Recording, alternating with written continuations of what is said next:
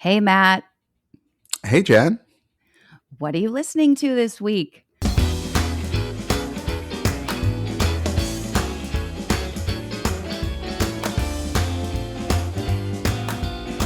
Welcome to season 8 of What Are You Listening To? The weekly podcast created to foster community through music by sharing the stories behind the songs that soundtrack our lives. Some of the songs are old, some new, all good. I'm Jenn Tully, and this week I'm joined by my friend, co-host of The Battle, Matt Sidhom. In addition to joining me on season 3 of The Battle last year, Matt is also the co-host of the Super Awesome Mix podcast and co-founder of the Super Awesome Mix podcasting network.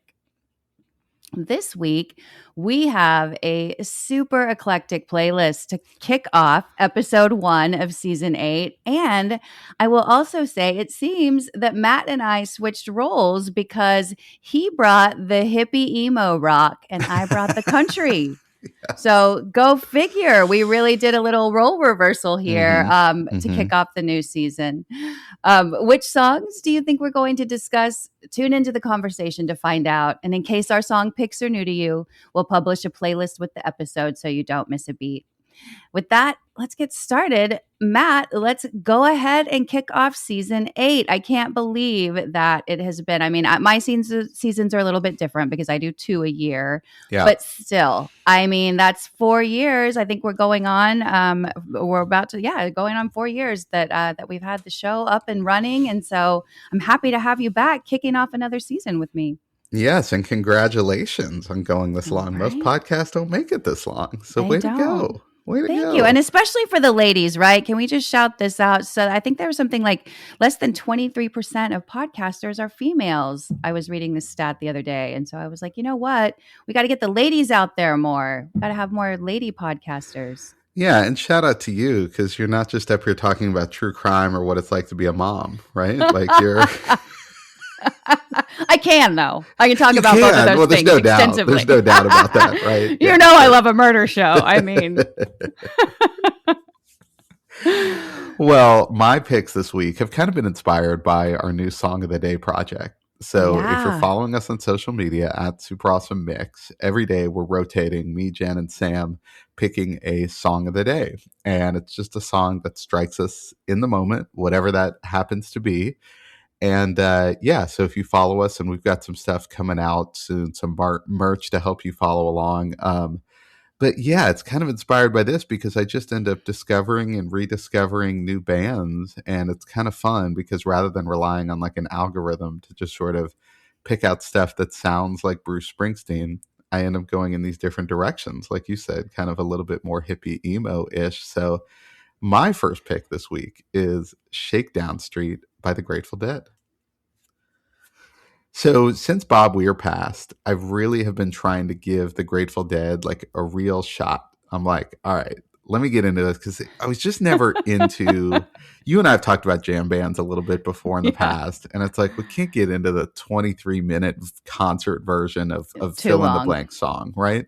But that's not what they do on their albums, right? So I'm like, all right, let me go in and just start listening to different singles. Now, luckily, my brother-in-law and sister-in-law are pretty big Grateful Dead fans, so I kind of started with them giving me some recommendations on songs, and then I just kind of went from there. And so this one is the title track from a 1978 album, and the band kind of took on a little bit of a disco-like feel. So this whole album's pretty funky, but this one I've actually listened to multiple times since I kind of discovered it. And I'm sure there's plenty of music fans out there being like, oh my God, he just discovered this song. It's like, yeah, but you know what? That's kind of how this show works, how doing a music podcast works. You end up discovering things maybe late.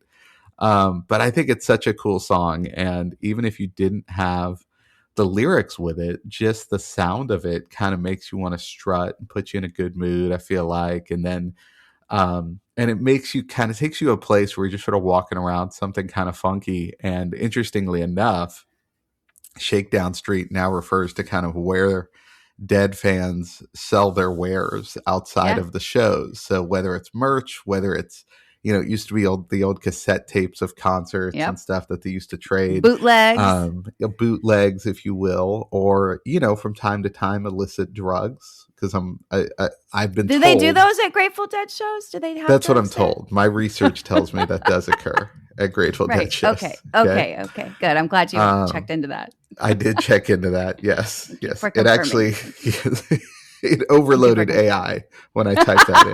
Yeah. There were too many Aren't there results. drugs at a Grateful Dead show? And AI is like, "Blah! Are you an idiot?" It actually starts like talking back to you. So anyway, so I went with a Grateful Dead track this week to kind of start things off, something a little different for me. No, I love it. And like, yes, RIP Bob Weir. Like, even if you weren't a Deadhead, I think you can't deny the mark that the band made on music, right? They kind of single-handedly defined this jam band genre and led the way for bands like Fish and Widespread Panic. Like, you wouldn't have any of those bands without the Grateful Dead. And, they continue to be important to people. And we see that in the legacy, after Jerry Garcia passed, now with Bob Weir passing, John Mayer stepping in for Dead and Company. Like, I think that there are so many, and there will continue to be iterations of this band just because they are so well loved. And I think you're right. I think that this song is a really good entry into the band if you're Grateful Dead curious. Like, this is, I think, a good place to start because it's not. I think everybody always goes to American Beauty. I think that's the album that they're known for, that has so many recognizable songs on it. Although I will say, in like researching for this, I did not know this, but I believe that their biggest hit was Touch of Grey from the In the Dark album that came out in the late 80s, 1987. So it's amazing. Touch of Grey is the one, they had a music video for that. Yeah, and with the then skeleton puppets. Yes. Yeah. And then that still gets radio play, like just randomly. Yeah. So I always think that that's funny that this band that really like grew up in the 60s or 70s, like that their biggest hit is this song from the very late 80s. But I think that this song is funky. It sounds of the time. It's really easily digestible and well produced. It kind of has BG vibes like we talked about. Yeah. And then I love, the chorus. Nothing shaking on Shakedown Street. Used to be the heart of the town. Don't tell me this town ain't got no heart. You just got to poke around. And I feel like that's so very Austin also, for those that are listening, they know I live in Austin, Texas. And that's like famous for Austinites to complain about old Austin, whether, for me, old Austin is like Austin of the early 90s. For, some of the people I work with, they're like UT grads from 2010, and old Austin is that Austin for them. And Austin's just a really dynamic city. It's a city that people love, and it's a city that changes all the time because people are moving here all the time. And so you hear a lot of this kind of talk, of like people talking about Austin changing, and I miss old Austin. And I feel like this is such a great sentiment for this town too. Like, I love that. Don't tell me this town ain't got no heart. You just got to poke around. Yeah. Like, it's true. Like, there's still so much cool stuff here. You just have to find it. Yeah. And that's kind of true of any city, right? Like people complain about their city all the time, but I think if you do poke around, there's a lot of great stuff in a lot of great cities. Yeah. So this is definitely, I feel like this is a really good, like, it gives you kind of a different side of the Grateful Dead. If the only thing that is some of their more jam bandy stuff, like, yes, I think that this is like a really cool, easily digestible entry point. So definitely start with this song and then start with this album. I think that you're right. This whole album is actually a great listen. Well, then you really you threw me for a loop here. This was a hard left. I'm anxious to get into this pick. So tell me about your second pick here. All right. My second pick is Head On by the Jesus and Mary Chain. So these guys, if you're not familiar with them, they are a Scottish alt-rock band. They came about in the 1980s, and somebody had sent me a song by them, a different song, not this one. And I was kind of like, God, I remember this band name, right? Because it is a very unique name. So it stuck out in my head. But I'm like, I don't know how much of their music I really remember. So again, really cool thing because they've got a lot of music. I just started digging in, and I just loved this one. It just got me really fired up. It's from 1989. Yep. One of the lines makes you want to feel, makes you want to try, makes you want to blow the stars from the sky. So whatever this energy is that they're talking about, it's kind of taking you to a whole new level. And I don't know, I just started listening to more of their songs, and I was like, this is why haven't I listened to more of this? Like, this is a really cool band, and why didn't they catch on? But it also speaks to, and we've talked about this before, how, before streaming services and stuff, if there was a band from another country, you would have had to have someone know someone in that country, or who went to that country and then brought back like a cassette tape, or they would have just had to get so big that their music got played here. And that was kind of few and far between with a lot of bands. And so you end up with a band like this, where it's like, I do kind of remember the name. I think they had a couple like modest hits here in America, but by and large, like, they weren't huge. And so anyway, really cool band. I suggest getting into, but this song in particular, people who've listened to the show a long time know I love getting fired up, and this was definitely kind of a good, pump up song. Yeah, this is such a good one. Well, and apparently I'm feeling like nostalgic for old cities this week, but I'll tell you where I first heard the Jesus and Mary chain, and you may recognize this reference because it's in your hood, but it was from The Edge in Dallas, the radio station. Yes. The Edge used to play Jesus and Mary chain, and they were famous for, like, they broke a lot of those Manchester bands, back in the day. This was like end of junior high, early high school for me. And so, I can remember listening to The Edge, and Jesus and Mary chain were on like constant rotation. So this is a great band. The first note that I wrote was, Matt, tell me more about the side of you that likes this song. I feel like I don't know you. That was my first note. Well, it's the thing. It's like, I kind of like all types of music. Like, I know people say that, and people like will tell you they like all types of music, but they may or may not actually believe it. Now, there's stuff I listen to sort of on rotation, obviously, that's probably a little bit more, as we get into your picks, more oriented with like country music. And, right. Obviously I love Bruce Springsteen. But yeah, then I come across something like this, and I'm like, this is awesome. I love it. So yeah. Yeah. And I think it's, again, I like you said something earlier that makes me just like want to resurface the point about, people that are like, oh, I can't believe you're just discovering this song now, and sort of that. But that's been one of the biggest joys for me of doing this podcast, is either finding something new from a band I love, discovering a new band, revisiting something that I love but haven't listened to in a long time. And I think real music fans, it's not ever like, oh, I can't believe you didn't know this one. It's like, oh yeah, that's a really good one. I'm so glad you found it. And I think that's kind of our approach with this. And I think what I think of you, Sam, and we are people that love all different kinds of music. Like, people flip through my record collection, or they'll look at playlists I make, and they're like, you're a psycho. Like, who goes from Ricky Lee Jones to the Beastie Boys to the Eagles to, right. like Dolly Parton? I'm like, well, I do. So I think that there's a lot of, I love that is one of the like hidden joys of doing a music podcast, is that you do get to sort of swim in this pool of all different kinds of music and rediscover things. So I was very excited to see a Jesus and Mary chain song as one of your picks. And like you mentioned, just like Honey and The Hardest Walk, I think, or are songs that are maybe more recognizable. They're from that Psycho Candy album. And I feel like that's the one that kind of everybody had.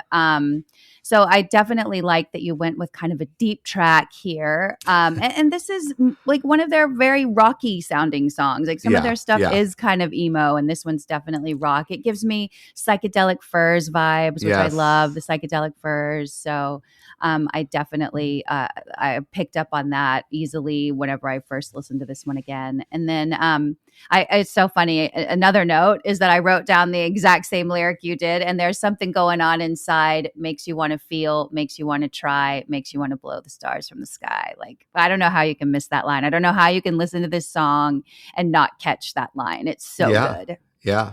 No, it's so good.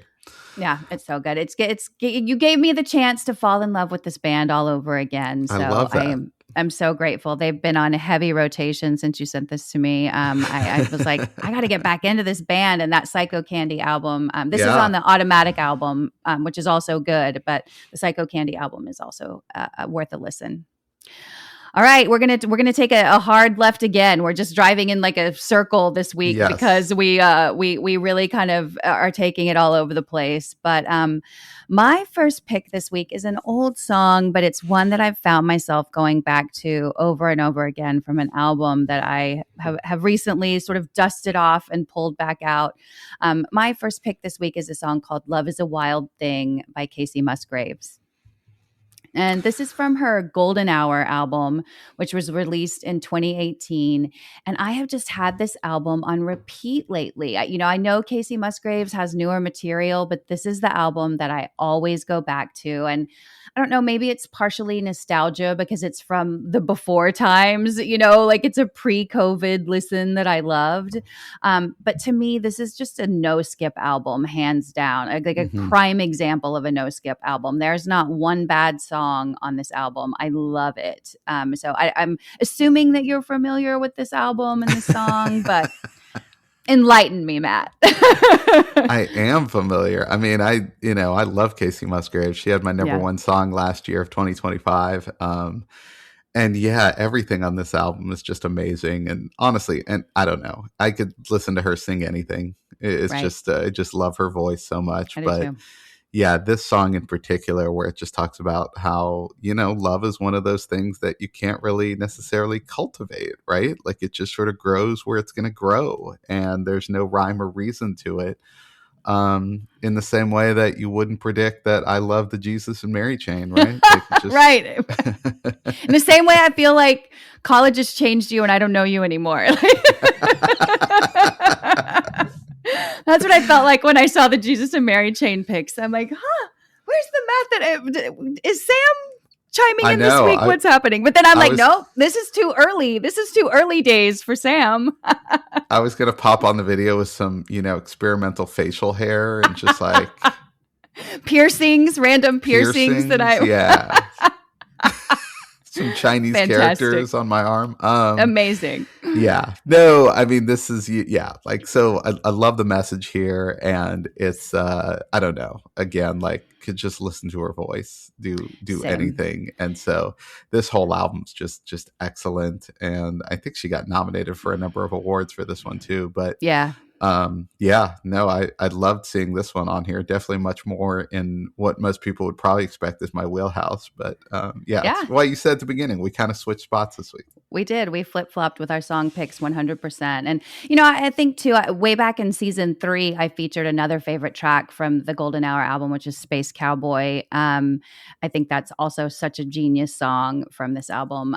But it's like you said, like her voice, I could go on forever. And the other thing too, not that this necessarily figures in every artist I listen to, but she just seems like a cool chick that you want to hang out with also, like I'm like, she's probably like such a fun like person to be She around. does. I'm like, Yes. so I'm like, aside from being like gorgeous and all of the things, I'm like, she seems like a really cool person. I'm like, I kind of want to chill out with Kacey Musgraves. You're like, yeah, I'm super interested in her personality, Jen. Well, I mean, she does seem like she wouldn't be real high maintenance, just the way she sings. It doesn't like she's got a laid back feel to her to where it's like, oh, maybe. And I say all that, and maybe she is super high maintenance, and there's some assistant listening to this just being like, you don't know the half of it. Okay, Right. with this one. We're gonna get blown up by Kacey Musgraves' former assistant. Please, if Kacey Musgraves' former assistant is listening, please blow us up. Actually, Please. I'm begging you. We would love some stories. We would love it. Yes, we want the Kacey Musgraves lore. We'd still listen to her music, even if it kind of ruined our image of like cool chick to hang out with. That's right. Well, also this week I did kind of stay in this country lane, which a strange place for me to stay in, but I was there, and so I just kind of dug in. So I think maybe the cold got to my brain, or your influence is taking over. I'm not sure, Matt, but I stayed here for my second pick this week, and I've got a kind of a country rocker that I'm super into right now. It's a song called 10 on 6 by Jonathan Terrell. And I actually learned about this song from Brian C. Parker over at Austin Monthly. You know, he's one of my favorite people, probably outside of you and Sam, to talk to about music. He's been on the show before. And he wrote a piece in the November, December issue of Austin Monthly about 5 Austin-based artists with new albums. And this is one of them. This is off his album called Dove that he released at the end of last year, end of September in 2025. And I just think it's so good. I think it reminds me of like, takes me back to like the old days of like Hank Williams Jr., which as I was typing these notes out, I was like, ugh, I could hear like Sam in my ear. I'm like, that's another, you know, how we're always talking about like prank episodes we should do with Sam. Like, let's make Sam listen to an old Hank Williams Jr. album and see like how many seconds it takes for him to hear something completely offensive. Like, I bet you we can't get a minute into a Hank Williams Jr. track without Sam being like, yep, headphones off, I'm out. Yeah. This is entirely offensive. Everything this like, person is saying. You and we're can't like, say that? Why not? You can't talk about that? Like, I think of like A Country Boy Will Survive. Like, please, can we do a live listen with Sam of Country Boy Will Survive? Like, that will be, I feel like that's kind of... That was the backtrack that was in my head as I was typing out notes for this song. I love that. I love that. But we'll do that on YouTube. We'll do a YouTube live. We'll do a YouTube live. But as you know, again, aside from like, yes, some of that material is problematic, it does take me back to kind of the early days of that rock and country where it didn't sound like shitty pop. It sounded like rock and country. Yeah. And there's a difference for me. And I think that I saw something that Rolling Stone wrote that I thought kind of nailed it. This album, this song in particular, is kind of like the Killers go country, right? So if you love the Killers and you'd like to hear sort of like a countrified version, I feel like this kind of delivers on that. And then this also got me thinking. It was funny about things that are like songs that talk about things that are obsolete now also, right? Yeah. Like, I don't know that. And it honestly, it took me a listen or two. Well, actually, I got it on the first listen, but it took me a couple of times going through the chorus to figure out what 10 on 6 was, right? Like, yes. And I think about kids that are like, you know, there's going to be a point where people aren't going to know what that is. It's going to be all electric vehicles. So you're not going to have to put gas in your car. But back in the day, if you wanted a pack of cigarettes and you needed to fill your car with gas, you couldn't just tap your credit card at the pump. You had to go in and you gave somebody cash, and it wasn't weird to say, I would like $10 on pump 6, please. Like, and so I was thinking about like, this is one of those songs. Like, then I thought of like Operator by Jim Croce, where he's like calling the operator to help him place a call. And then he's like, but you can keep the dime at the end. You know, I'm like, if a kid was listening to this today, they'd be like, what is going on in this song? Like, what is he talking about? You know, like Callin' Baton Rouge by Garth Brooks, where he's like, I got to pull over and make a phone call. And people are like, wait, what? Why don't you have Bluetooth? Why do you need quarters? Like, what is happening right now? And people listening to this are like, why is he only, people in California are listening to this and going, why is he only buying 1 gallon of gas? Right. If he's putting $10 on there. Yeah. Right. Yeah. Gas prices too. That's the other, like, it just really got me thinking. And then it reminded me of, I think I maybe said in one of our last episodes of last year, but I was reading the Cameron Crowe memoir called The Uncool, which is actually great if you're a fan of his movies or, you know, like just a Cameron Crowe fan in general. His memoirs is super good. But I went back with my daughter, who's now 18, and watched a lot of the old Cameron Crowe movies. And we were watching Singles, and I did not realize how much obsolete machinery is in that movie. Like, there's a fax machine. She's like, Mom, what's happening here? There's a really pivotal scene with an answering machine, and the answering machine tape gets eaten. And she's like, what's happening there? There's a scene where they're in a club and he's on a phone booth in the club and everybody thinks it's the bathroom and they're banging on the door. And she's like, I don't get what's happening here. Like, I mean, just all kinds of things that I thought like, oh, there's going to be a point where some of this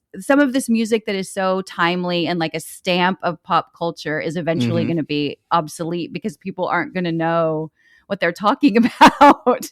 Yeah. So that was another reason I chose this song is I'm like, you know what? I want to preserve some of the nostalgia and history here by bringing this song into the mix. But I just think this is one, like, listen to the lyrics. It's kind of like it's almost swings the opposite way of a Hank Williams Jr., right? Like it's a little bit political, but it's pretty progressive, I think, in Yeah. some of its Yeah. thinking. And so it's worth a listen, especially if you like, some of the more rocking country. I think, like I said, Killers Go Country is kind of a great way to sum up this band or this artist. But go in and give this album a listen. The whole album is really strong. I don't know. Were you familiar with him before this bringing this to No, you? I wasn't familiar with him, but loved his sound. Yeah. And I agree with you. Like this one did kind of swing a little bit because the picture he paints is, I mean, I'm assuming being here in Texas, like somewhere in West Texas, right? Yeah, that's exactly right. And kind of this, it was almost like a throwback sort of picture. Mm-hmm. But then you're right. There's a couple little progressive ideas that sort of pull you into modern times, which honestly is a pretty accurate depiction of certain parts of Texas, where it's like Yeah.